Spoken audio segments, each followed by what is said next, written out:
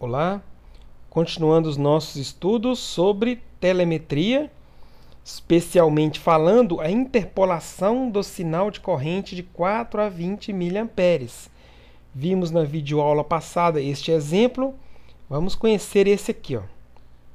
Considere um instrumento medindo temperatura ambiente, numa faixa de 0 a 100 graus. Esse instrumento ele está configurado para 4 a 20 mA, 0 a 100 graus, obviamente. E qual é a corrente de transmissão quando a temperatura está em 28 graus? Então, vocês já conhecem essa formulação do cálculo matemático. Fazemos essa montagem aqui, graus Celsius de um lado ou qualquer outra unidade, de vazão, temperatura, nível. E aqui a corrente. A faixa inicial, 0 a 100 graus. Faixa inicial 4, faixa inicial 0, faixa inicial 4. Faixa superior, também conhecido como alcance ou span, 100 e aqui 20. Então, o meio da faixa, nesse caso aqui, não necessariamente no meio, temos aqui os 28 graus Celsius e qual que é a corrente que corresponde a essa temperatura. Já sabemos fazer a montagem dessa conta chamada razão e proporção, que é uma interpolação, que será 28 menos 0, 100 menos 0, x menos 4 e 20 menos 4. Depois de efetuado esses cálculos aqui, você multiplica cruzado e teremos um resultado de 8,48 miliamperes. Ok? Aqui temos outro exemplo, uma medição de pressão, 0 a 40 bar, aqui distribuído a faixa de corrente. Podemos ver que 12 mA é sempre a metade da faixa. 12 mA, 20 bar. 16 mA, 45% da faixa. E 8 mA, 25% da faixa. Aqui, neste caso, o nosso instrumento ele não mede a partir do zero. A faixa inicial é menos 20. Aí muda um pouquinho, 12 mA já não é mais metade de 140. Correto? Porque o nosso instrumento ele começa a medir com menos 20 graus. Ou seja, uma variação grande aqui na faixa de temperatura. Então, prestar atenção com isso aqui. Mas os cálculos são feitos da mesma forma que é feito aqui. A diferença é que quando você fizer, neste caso aqui, 28 menos 0, você vai ter 28 menos, vamos supor aqui que é menos 20 graus. 28 menos 20. No caso, seria 28 mais 20. Podemos depois fazer um cálculo, uma videoaula com esse tipo de cálculo. Ok? Então, para encerrar o assunto, aqui temos mais um exemplo, que é o exemplo simples, medindo temperatura com instrumento com uma faixa de menos 20 a 100, a variável 50 graus Celsius e o meu sinal de corrente 13,33. Então aqui podemos conhecer a relação entre esses valores padrões. Temos aqui em porcentagem, em miliamperes e em volts. Sabemos que metade da faixa é 12 mA, que equivale a 3 volts. Então aqui vocês já sabem que são os sinais padrões de transmissão. Aqui são os sinais padrões de transmissão por pressão, aqui por corrente, aqui por tensão. 4 a 20 mA, 1 a 5 volts. Prestem bem atenção a essa relação.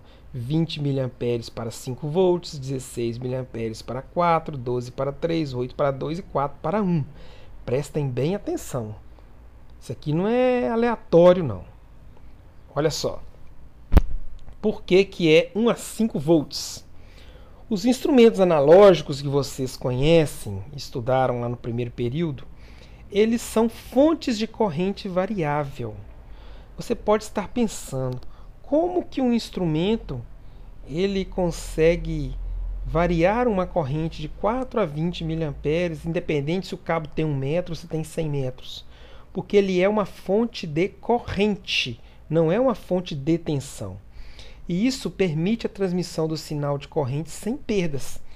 Uma transmissão em tensão, você terá perdas devido à resistência do cabo. Mas como que isso funciona? Olha só. Aqui temos uma transmissão a 2 fios, que vocês já conhecem, já estudaram. Eles precisam de uma fonte externa. Essa fonte de alimentação, que normalmente é 24 volts, ela precisa fechar a malha, precisa de estar circulando nesse espaço aqui, ó. Ela sai da fonte, passa pelo indicador ou uma entrada analógica de PLC e vai no instrumento. O instrumento, aqui temos aqui o nosso transmissor, o que que ele vai fazer? Se ele precisa transmitir, no caso aqui, 4 mA, se o cabo for um cabo curto de baixa resistência, o cabo de 2, 3 metros, então esse instrumento, para transmitir 4 mA, ele internamente ele reduz a tensão da sua fonte para que ele possa fornecer 4 mA. Agora o mesmo instrumento com cabo de 100 metros, ele vai transmitir, se for o caso, os mesmos 4 mA, só que internamente ele vai ter uma tensão maior para compensar a resistência dos cabos, que neste caso aqui eu aumentei de 2 metros para 100 metros. Mas o instrumento fornece 4 a 20 mA, ele circula no receptor, que pode ser um indicador ou uma entrada analógica de PLC, e ele precisa ser digitalizado, porque aquele displayzinho bonitinho que vocês veem lá, a indicação de temperatura, de pressão, aquilo é um sinal digitalizado. E para isso, ele precisa ser convertido de corrente para tensão, que é onde entra aqui um resistor de 250 ohms. Por quê? Você fazendo aqui a lei de Ohm, V é igual a R vezes I, você vai ter que 1 volt vai ser igual a 250 ohms vezes 4 mA. E que 5 volts é igual a 250 ohms vezes 20 mA. Vamos ver que 3 volts, metade da faixa, é igual a 250 ohms vezes 12 mA. Então, esse resistor, ele transforma um sinal de corrente para tensão. Por quê?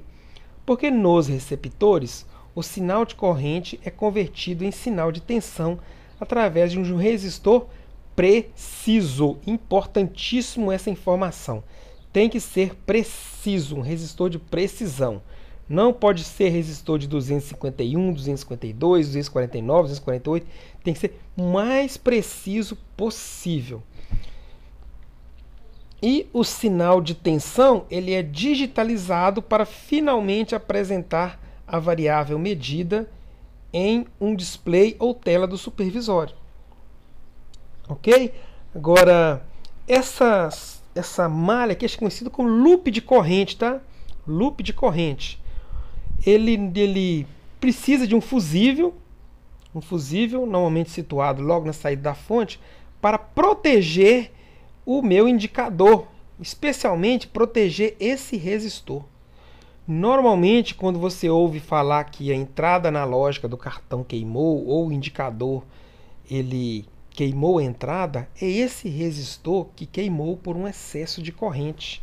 Se você fechar um curto-circuito entre aqui e aqui, lá no campo, lá na área, você tem um curto-circuito nesse cabo, a corrente nesse resistor será uma corrente muito maior do que ele suporta.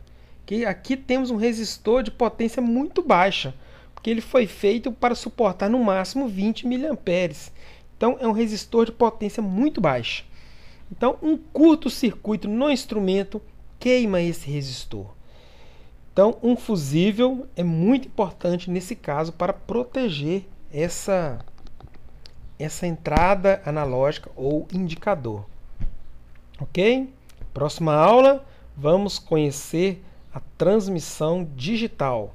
Ok? Até mais.